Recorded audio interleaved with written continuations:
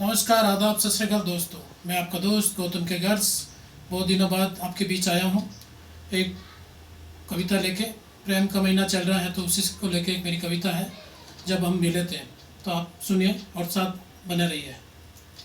जब हम मिले थे, कई रातों के बाद उजाला हुआ था। उस दिन पहली बार जब हम मिले थे, सुबह की किरणों ने स्वागत किया था। सुबह की किरणों ने स्वागत किया था। धरा मुस्कुरा उठी जब हम मिले थे। कोयल ने मधुर गीत सुनाया था।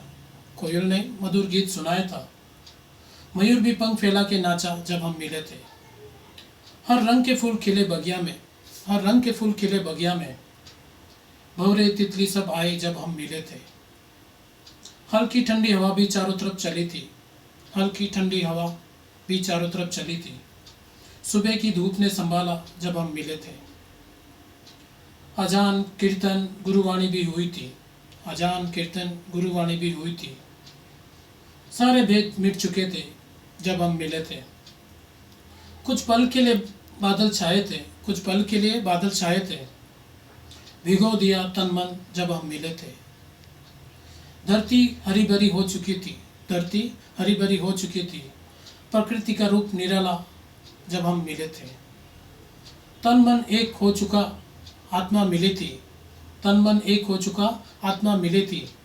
उसी पल तुमसे प्रेम हुआ जब हम मिले थे। उसी पल प्रेम तुमसे हुआ जब हम मिले थे, जब हम मिले थे।